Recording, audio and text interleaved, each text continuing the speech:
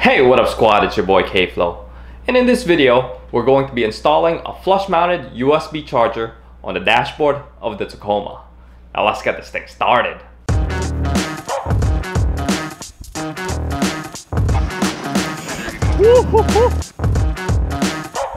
We have our phones and radio and GPS system mounted up high. So why are our chargers mounted so low? All these cabling will end up cluttering up the front of your head unit. So let's think about it. Why don't we have our chargers up top and our cables managed up high? It will definitely make things so much cleaner. So this video is a continuation of the flow mount series. And if you guys didn't watch the first two videos, the flow mount is basically a universal track mount with built-in cable management system. And in those two videos, the first one, we installed the track mount right onto the dashboard, and it did require some drilling. But for those of you guys who don't want to drill onto the dash, we made an option that goes right onto the head unit of your second gen. And just like the flow mount, there is a version that cuts into the dashboard and one that doesn't. These high amp chargers will go perfectly with the flow mounts, just like white on rice, just like bread and butter, just like flow and mount. Wait, that sounds kind of kinky. These kits will be available at my store, so make sure you guys check that out at store.kflow-crib.com. Now we will need to have the head unit already removed ahead of time before we proceed to this work, and all the details for the removal and installation will be linked in the description below. Now let's get to the truck. So now we're going to install this flush mounted USB charger, and ideally we'd want to install this right next to here, obviously upside down, but this is probably the flattest area on the dashboard. We don't want to go too far onto the passenger side here because we do have the side airbags that starts roughly on this point of the dashboard, and I'll show you a diagram. The airbag is located further to the passenger side. If you look closely at the dash, it actually deploys through these perforations that you see here and blows outwards like a balloon towards the passenger. So this installation will not interfere with any of the airbag deployment. Now we can undo the nut on that flush mounted charger, and we'll use that nut to trace out the hole we're going to drill. So we'll mark the spot right next to the rail. We'll just center it as best as we can. Hold it down and then just mark our cut. So now let's cut the circle out, guys. I am going to be using my Dremel with a 90-degree bit to cut around, but you can use a Dremel just like what we did with the drill. You'll just have to come in at a slight angle and then cut around. But for this purpose, I'll use a 90-degree bit since I already have it. And I might switch over to the regular Dremel so that you guys can see. This is a router bit, and I'll link this in the description below so you guys can get one. I'll actually start with a regular Dremel, cut around so you guys can see it. I also want to point out, guys, I did move the rag from this side to the side underneath this to catch all of the debris that comes out once I cut into this. So regular straight Dremel right into that spot. I'm going to switch over to the right angle to clean it up a little bit, but at the end I will switch over to my sanding drum to clean out as much of those edges as possible. Keep in mind, since we use the nut to make this marking, we have to remove as much of the material where it's marked as silver. So there's the cut, guys. It's a little bit rough. Now we're going to take the sanding drum and smooth it out, get rid of as much of the silver Sharpie as we can, and also test fitting the USB charger along the way. This time I got my girlfriend to help me hold the hose. Should have done this to begin with. So, girlfriend, say hi. Hi there. All right, now let's get to sanding this.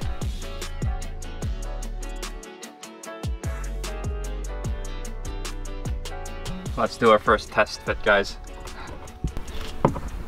Okay, still a little bit big. Looks like a lot more. Look at that.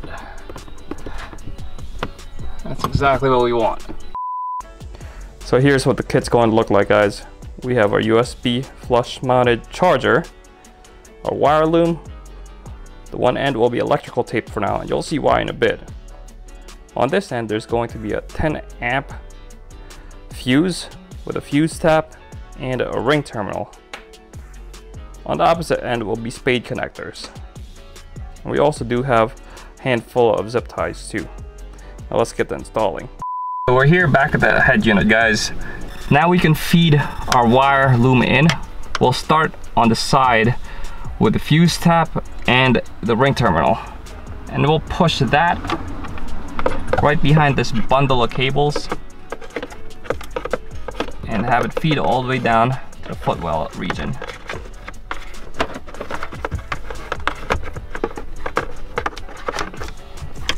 So once you feed it from the top, it will come down to the footwell like this, and we'll have better access to the opposite end. And at this point, we can remove the electrical tape. That was just to keep it together as we fed it into the footwell of the driver's side. If you don't know how to open the fuse box, you just pull this little coin holder open and then pull it upwards. It comes right off. So here's the positive from the wire loom, guys. And now we're going to tap this 15 amp fuse. So let's pull that out. You may need pliers for this if it's too tight. And we'll take that 15 amp fuse and tap it right into our fuse tap. Because that 15 amp basically becomes the primary, and this 10 amp becomes the secondary. So we take that whole assembly now and just put it in where that 15 amp fuse was. So it essentially adds a fuse to the whole system there. For those of you guys who are curious, this 15 amp fuse that we pulled out is for the power outlet, which is actually for the cigarette lighters at the mid console. So for the ring terminal, we're going to be undoing this bolt here with a 10mm wrench. Take that ring terminal, feed it through that bolt, and put that bolt back in. Then we'll just snug it down, that 10mm wrench again.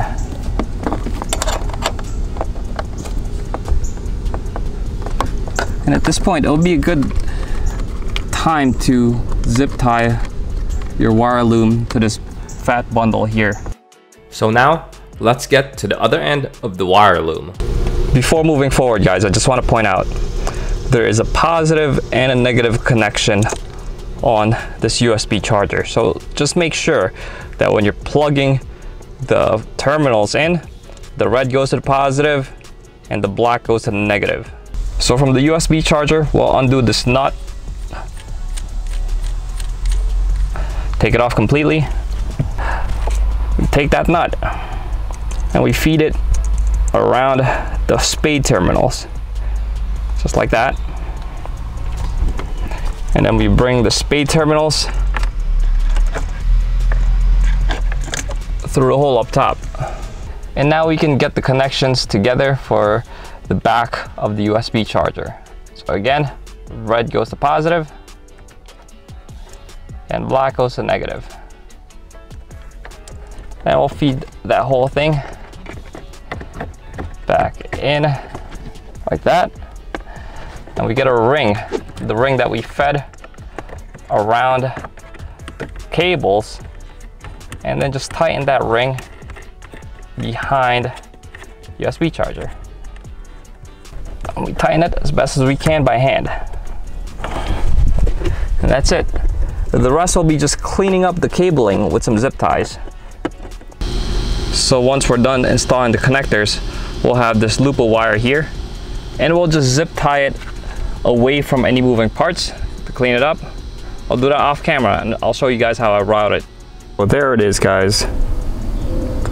There's the fuse tap, zip tied right there, along with the negative terminal right there. So negative terminal feeds behind here and this wire bundle, fuse tap behind that same wire bundle, and just zip tie it together.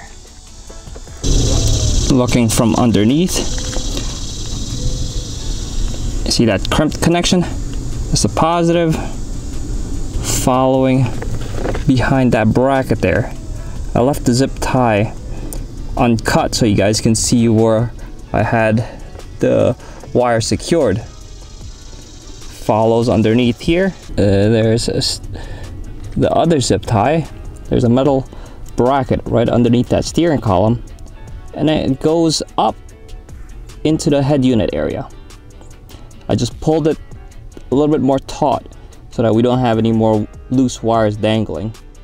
And that wire was pulled to a loop, which I'll zip tie up against that really thick bundle. The job is pretty much done at this point, guys. The rest is just reassembly, and I'll link that in the description below. Now let's hit this with some B-roll.